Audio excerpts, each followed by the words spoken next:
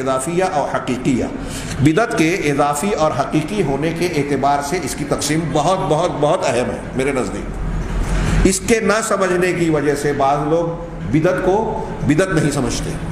میں صرف تھوڑا سا دو جملہ کہوں اور پھر صاحب کتاب کی معروضات کی روشنی میں آئندہ درس میں اسے جانیں گے۔ کچھ بدعات ایسی ہوتی ہیں کہ دین میں اختیار کی گئی جبکہ وہ اصل میں کہیں تھی ہی نہیں، قرآن حدیث اور شریعت میں صحابہ اور سلف کے ہاں پائی ہی نہیں جاتی، وہ نئی طور پر ایجاد کر لی گئی ہے۔ شیخ نے اس کی مثال دی ہے جیسے اذان سے پہلے درود پڑھنا اللہ کے رسول صلی اللہ علیہ وسلم۔ تو کچھ بدعات ایسی ہیں جو تھی ہی نہیں، ایجاد کر لی گئی۔ کچھ بدعتیں ایسی ہیں کہ ان کا اصل عمل تو قرآن و حدیث میں ہے، لیکن اس میں بدعت کا پہلو کس طرح بنا دیا گیا کہ کسی خاص تعداد کو یا تو بڑھا دیا یا متعین کر دیا جو شریعت نے متعین نہیں کی، کیفیت کو متعین کر دیا، کسی جگہ اور مقام کو متعین کر دیا۔ جیسے مثال کے طور پہ سبحان اللہ، الحمدللہ، اللہ اکبر، یہ کہنا مشروع ہے، ہر وقت کہہ سکتے ہیں، اور مخصوص مقامات پر جیسے 33 مرتبہ 34 مرتبہ سونے اور 33 مرتبہ 34 مرتبہ، یہ حدیثوں سے ثابت ہے۔ اب ان سبحان اللہ الحمدللہ کے کلمات کو کہنے کے لیے کوئی خاص کیفیت اختیار کی جائے کہ سب لوگ اکٹھا ہو جاؤ، بلند آواز سے اکٹھا بولو سبحان اللہ الحمدللہ۔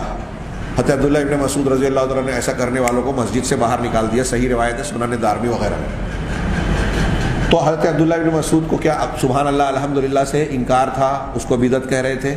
کہا نہیں، ہرگز نہیں۔ یہ تو بڑے فضیلت والے کلمات ہیں، ان کی بڑی فضیلتیں وارد ہیں۔ جو طریقہ، جو کیفیت انہوں نے اختیار کر رکھی تھی اس کو حضرت عبداللہ ابن مسعود رضی اللہ تعالیٰ عنہ نے بدعت کہا۔ اب یہاں یہ بات دماغ میں میں سمجھانا چاہ رہا ہوں، اور یہ شیخ نے بتایا کہ ایک چیز شریعت میں ہے لیکن اس کو جس طریقے سے انجام دیا جا رہا ہے وہ بدعت بن رہی ہے، تو یہ اضافی چیز جو ہے یہ بدعت ہے۔ تو ایک حیثیت سے وہ سنت ہے، دوسری حیثیت سے وہ بدعت ہے۔ بدعت ہونے میں جب اس میں آپ نے بدعت شامل کر دی تو اب یہ عمل بیکار ہو گیا، خراب ہو گیا، گمراہی بن گئی، گناہ کا کام بن گیا۔ یہ لوگ نہیں سمجھتے۔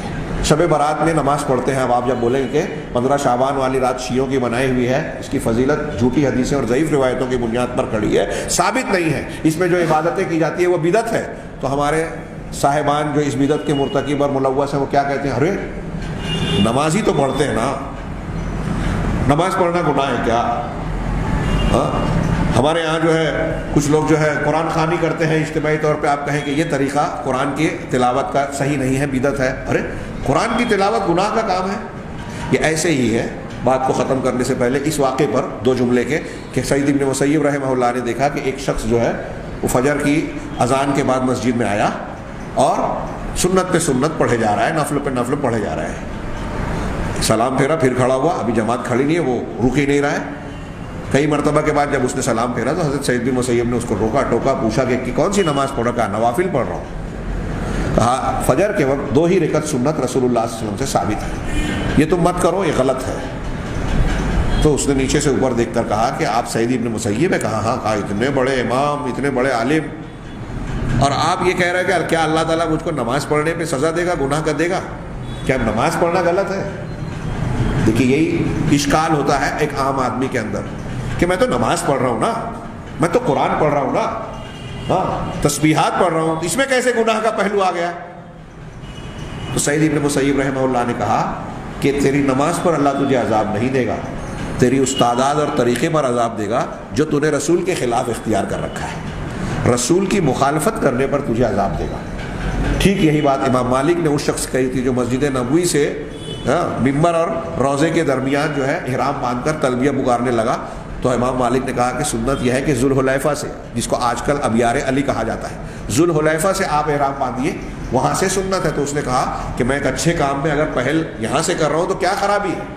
تو حضرت امام مالک نے کہا کہ تو رسول کی مخالفت کر رہا ہے، اس لیے ڈر ہے کہ تو فتنے میں مبتلا ہو یا عذاب آئے، اور قرآن کی آیت پڑھی امام مالک رحمہ اللہ نے، فَلْيَحْذَرِ الَّذِينَ يُخَالِفُونَ عَنْ أَمْرِهِ أَن تُصِيبَهُمْ فِتْنَةٌ أَوْ يُصِيبَهُمْ عَذَابٌ أَلِيمٌ۔ جو رسول کے حکم کی مخالفت کرتے ہیں انہیں ڈرنا چاہیے کہ انہیں دردناک عذاب آ گھیرے، یا انہیں فتنہ پکڑ لے یا دردناک عذاب۔